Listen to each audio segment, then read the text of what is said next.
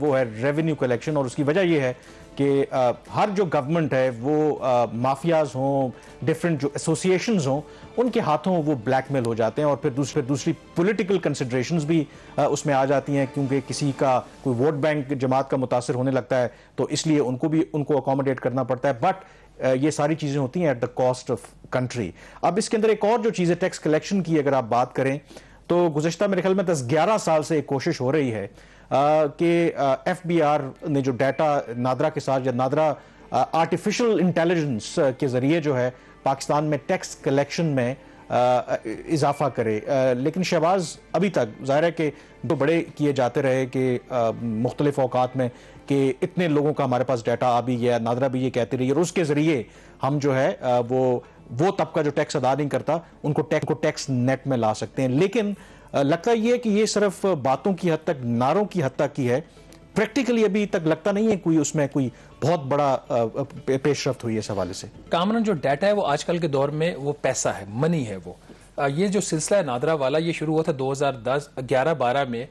اس وقت علی ارشد حکیم صاحب تھے، وہ نادرا کے چیئرمین تھے، بعد میں ان کو چیئرمین ایف بی آر بھی بنایا گیا، تو انہوں نے کہا جی میرے پاس 7 لاکھ پاکستانیز کا جو ہے وہ ڈیٹا موجود ہے، اور ان کے جو ایکسپینڈیچرز ہیں ان کو انہوں نے ٹریک کیا ہے کہ ان کے بینک اکاؤنٹس کتنے ہیں، انہوں نے انٹرنیشنل ٹریول کتنا کیا ہے، انہوں نے گاڑیاں کتنی خریدی ہیں، تو اس کی بیس پہ کم از کم یہ 7 لاکھ افراد کو ہم فوری طور پر ٹیکس نیٹ میں لا سکتے ہیں۔ انہوں نے ایک ایمنسٹی بھی اٹیمپٹ کی اس وقت، لیکن وہ نہیں ہو سکی۔ اسحاق ڈار صاحب اس وقت سینیٹر تھے، اسٹینڈنگ کمیٹی آن فائنانس کے چیئرمین تھے، انہوں نے اس کو بلاک کیا کہ نہیں، جب اگلی حکومت آئے گی تو یہ اس کا رائٹ ہے۔ خیر وہ پھر 7 لاکھ کا جو ڈیٹا تھا وہ بڑھ کر یہ پی ٹی آئی کی حکومت تھی، اس کے دوران انہوں نے مختلف موقعوں پہ پرائم منسٹر اس وقت کے جو تھے عمران خان صاحب، ان کو پریزنٹیشنز دیں کہ جی 27 لاکھ افراد کو ہم نے ٹریک کر لیا۔ بلکہ مجھے ابھی بھی یاد ہے کہ وہ پرائم منسٹر ہاؤس کے اندر وہ کرسیوں کے اوپر انہوں نے بہت سارے میپس لگا کے ان کو دکھائے، جی دیکھیں جی ایسے ایسے ان کا ہم نے جو ڈیٹا ہے وہ ٹریک کیا ہے۔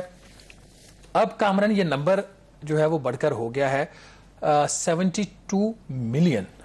which is quite big number، جو میرے ذرائع نے بتایا۔ آپ یہ کہہ رہے ہیں کہ 7 کروڑ 20 لاکھ 7 کروڑ 20 لاکھ کا وہ کہہ رہے ہیں کہ ان کے پاس، نادرا کے پاس ڈیٹا ہے جو پوٹینشیل ٹیکس پیئرز ہو سکتے ہیں۔ اچھا۔ اور یہ نان فائلرز ہیں تمام کے تمام۔ اچھا۔ اس کے اندر انہوں نے جو بریک اپ دیا، اور یہ انہوں نے یہ ڈیٹا پرائم منسٹر کے ساتھ بھی شیئر کیا ہے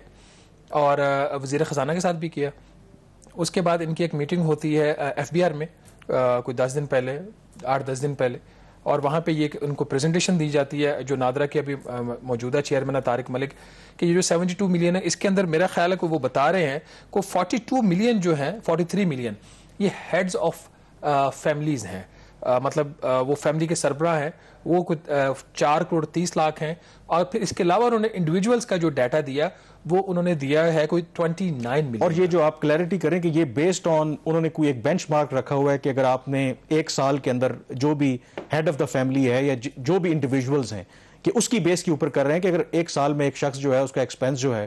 وہ 10 لاکھ روپے ہے، یا وہ فورن ٹریول بھی کر رہا ہے، گھوم پھر بھی رہا ہے، اس کا کریڈٹ کارڈ یا اے ٹی ایم کارڈ بھی اتنا استعمال ہو رہا ہے، لیکن وہ ٹیکس نیٹ میں نہیں، اس کی بیس کے اوپر ان کی یہ اسیسمنٹ ہے۔ انہوں نے ایکسپینڈیچرز کو جو اخراجات ہے اس کو ٹریک کیا، جیسے آپ بتا رہے ہیں۔ ٹریک کرنے کے بعد ان کے خیال میں یہ لوگ یا تو یہ ان کا ٹیکس نیٹ میں آنا ہے، نمبر 1 وہ امپورٹنٹ ہے، اور دوسرا اگر یہ ٹیکس پے بھی کر رہے ہیں تو اپنے پوٹینشیل سے یہ کم کر رہے ہیں، کیونکہ جو ان کا لائف سٹائل ہے وہ اس چیز کو سپورٹ نہیں کرتا کہ جتنا یہ ٹیکس دے رہے ہیں یہ بالکل نہیں دے رہے۔ تو اس بیس کے اوپر یہ ڈیٹا جو ہے وہ ایف بی آر کے ساتھ اب شیئر ہوا ہے، لیکن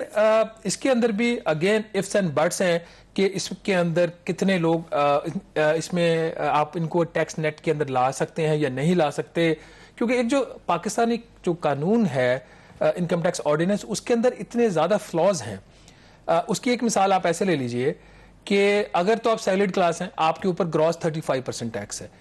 اگر آپ کوئی کام نہیں کر رہے اور آپ کی فورن ریمیٹنس ہے، آپ کو باہر سے آپ کا بھائی، کوئی رشتہ دار، کوئی دوست آپ کو پیسے بھیج رہا ہے، تو وہ بھی ٹیکس ایگزمپٹ ہے۔ تو اگر مجھے باہر سے فار ایگزامپل جی 50 لاکھ روپے آ گیا، میں نے جا کے گاڑی خرید لی اس کی، تو وہ تو انکم جو ہے وہ ایگزمپٹ ہے ٹیکس کے اوپر، تو آپ اس کو ٹیکس نہیں کر سکتے۔ اسی طرح جو ایگریکلچر ہے، زراعت ہے، زراعت کے اوپر وفاقی حکومت کا کوئی ٹیکس نہیں ہے، صوبائی حکومت نے نامنل سے ٹیکسز لگائے ہوئے ہیں، تو زراعت کی انکم بھی وہ ایگزمپٹڈ ہے۔ اگر ایک کسی لینڈ لارڈ نے 1 کروڑ روپیہ کما لیا ہے تو وہ اس کی جتنی مرضی، اس کے جہاں پہ مرضی انویسٹ کرے۔ یہ جو اس کا نادرا کا ڈیٹا اس کے اندر یہ فلاز ہیں۔ پھر اسی طرح آپ کے مختلف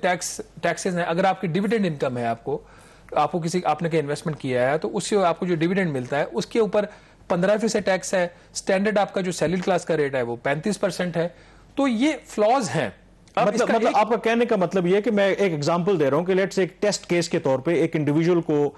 एफबीआर अप्रोच करता है कि जी हमारे पास जो डाटा आया है तो आप तो टैक्स पे कर नहीं रहे लेकिन आपका लाइफस्टाइल ये है, तो वो सिंपली जाके हो सकता है कि वहां पे ये प्ली ले कह ले कि ये तो मेरी एक तो एग्रीकल्चर इनकम है, दूसरा ये कह सकता है कि जी मेरा भाई कजन या जो भी मेरा रिश्तेदार जो है वो बाहर होता है वो तो मुझे फॉरेन रेमिटेंस भेजता है तो इस वजह से तो मैं ये काम कर रहा हूं, तो इसका मतलब वो आराम से, क्योंकि इनकम टैक्स ऑर्डिनेंस और कानून में ये फ्लॉ है तो आराम से वो निकल जाएगा। अब यही बात है ना, इसमें दो चीजें, अगर तो एफबीआर की नीयत ठीक हो तो वो इस डाटा को ऑन द फेस वैल्यू इसको लेके कम से कम उन लोगों को ये तो कह सकता है ना कि आप रिटर्न फाइल करो। अगर आप एग्जम्प्टेड भी हो ठीक है तो आपको रिटर्न फाइल करना तो आपके ऊपर लाजिम है ना। उसकी कुछ रिक्वायरमेंट्स हैं कि अगर आपकी सालाना आमदन जो है वो 4 लाख रुपए से ज्यादा है, कोई घर है, अगर आपके पास 1000 सीसी की गाड़ी है तो रिटर्न तो आपने फाइल करना है। आप उस